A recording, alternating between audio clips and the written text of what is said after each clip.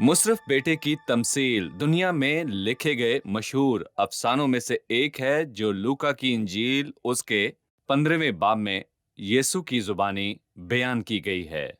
लेकिन ये कहानी असल में है किसके मुतल्लिक, इसका फैसला आपको करना है।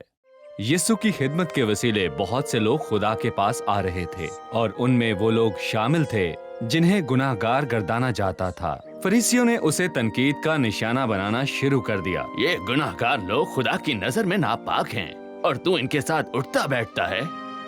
फरीसियों के दरमियान इस बहस का कुछ हासिल वसूल नहीं था, लिहाजा यीशु ने इस कहानी के वसीले उनको जवाब दिया जो बाप और उसके 2 बेटों से मुतल्लिक थे। ये खानदान एक गांव में रहता था, लेकिन वो अमीर लोग थे।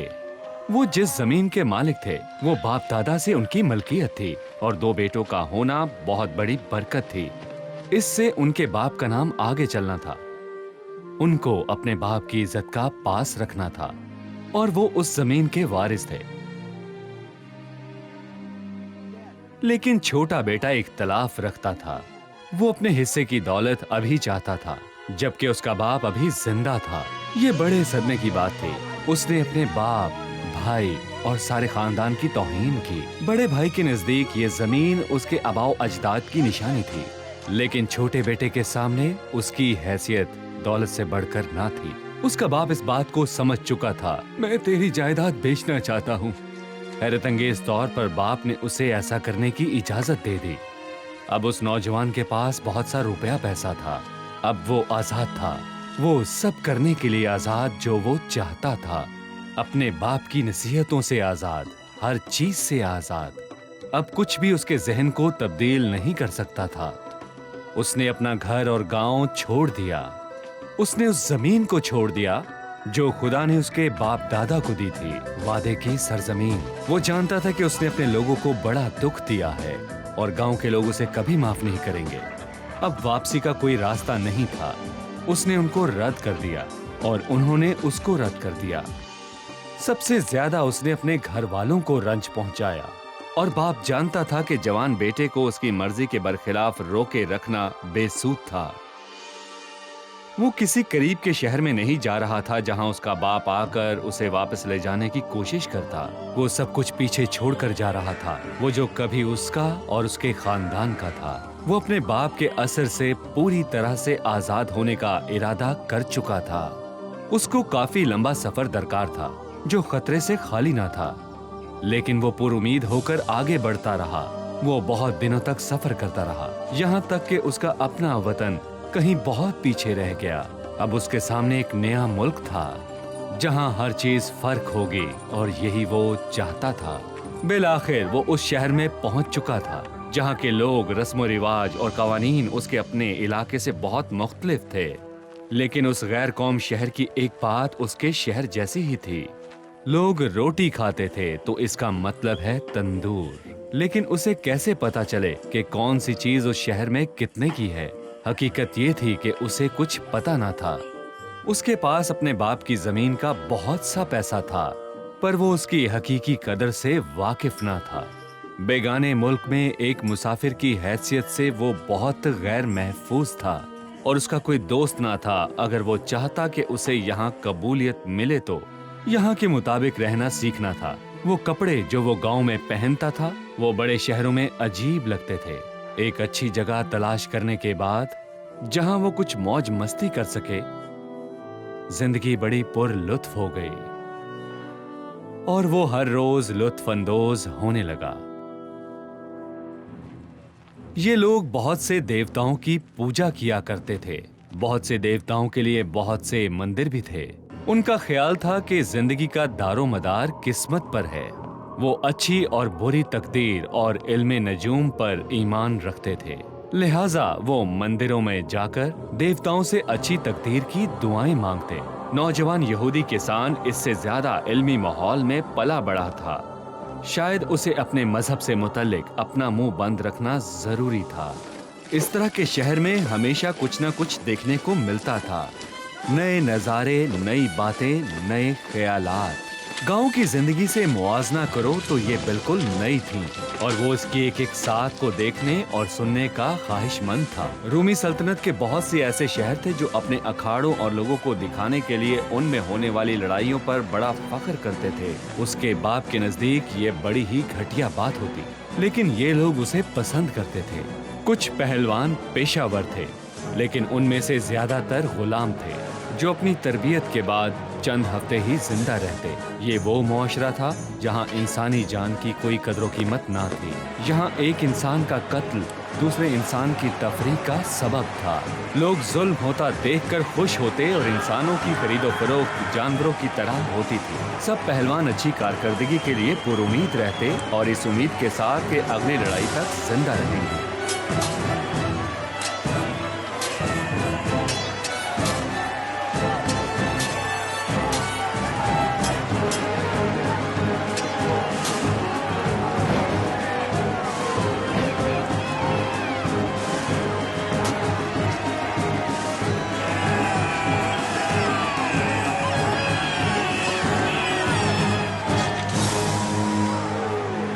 अयाशियां, दावतें, पुरताइश जिंदगी चलती रही और जो खाना वो खा रहा था उसकी यहूदी घर में सख्त ममानत थी।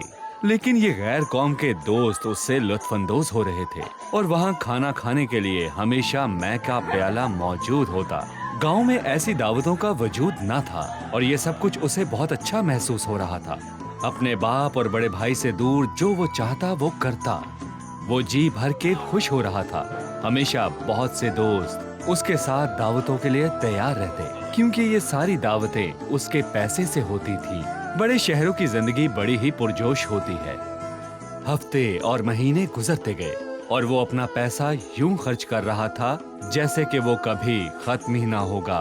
लगता है कि ये बात उसके जहन में कभी आई ही नहीं कि वो अपने बाप की कमाई की हर चीज का आधा हिस्सा जाया कर चुका है और उसका कुछ नेमो बदल नहीं था, और ये कि एक दिन हर चीज बदल जाएगी और एक दिन उन सब चीजों पर खर्च करने के लिए कुछ बाकी नहीं रहेगा।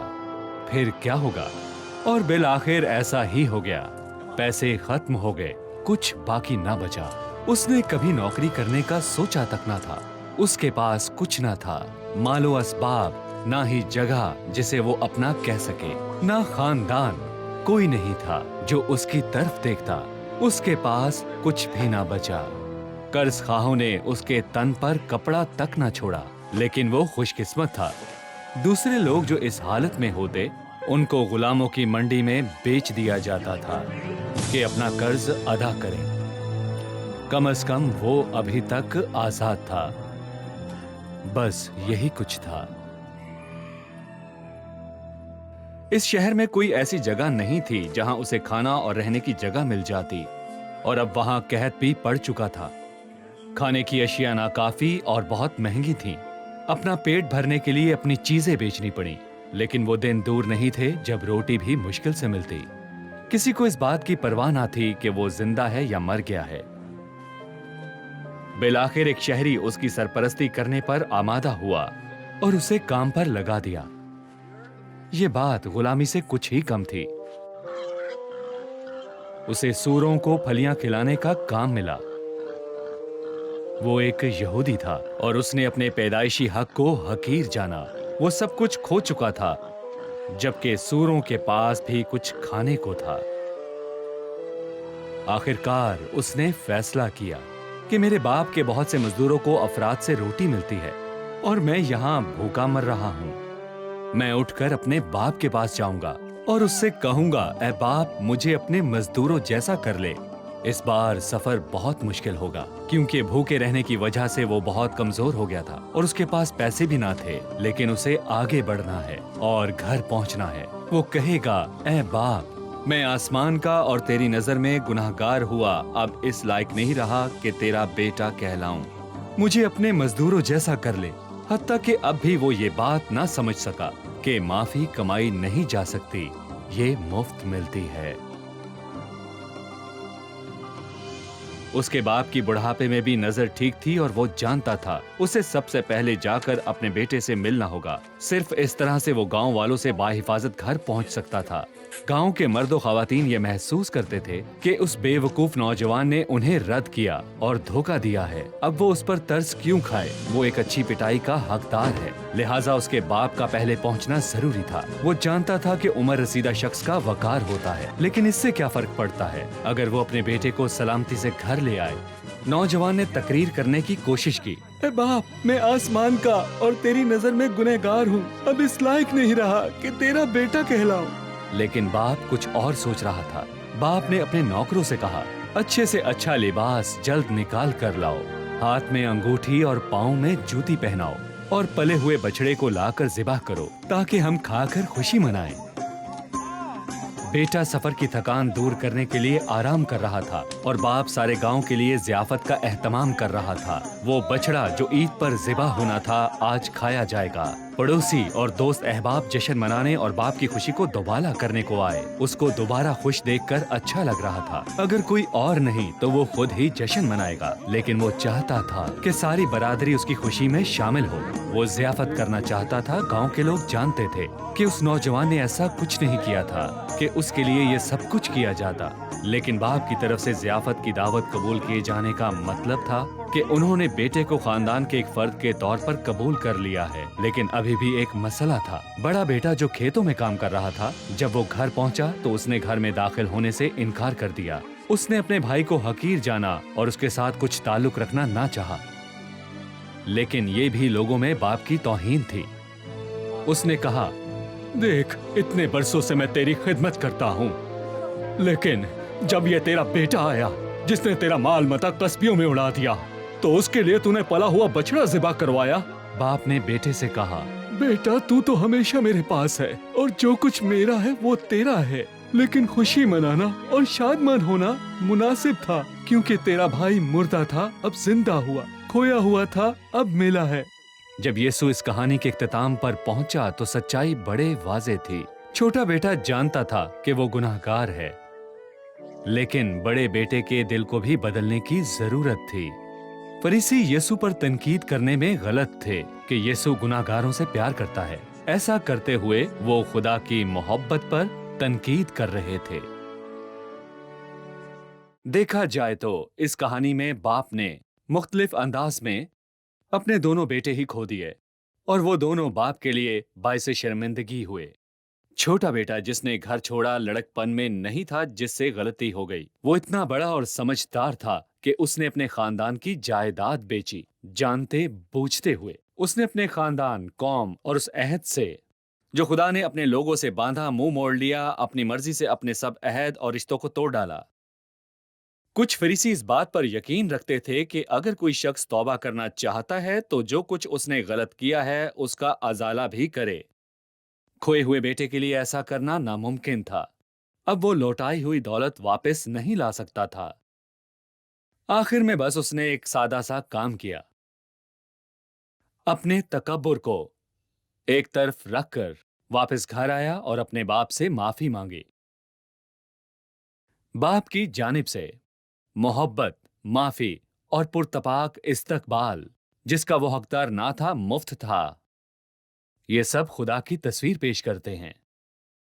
जब यीशु गुनाहगारों को कबूल करता है तो वो उनके गुनाहों को गैर संजीदा अंदाज में नहीं लेता, लेकिन वो मौका बख्शता है ताकि वो तौबा करें। उन्हें घर में खुशामदेद कहा जाता है। लिहाजा खुशामदेद।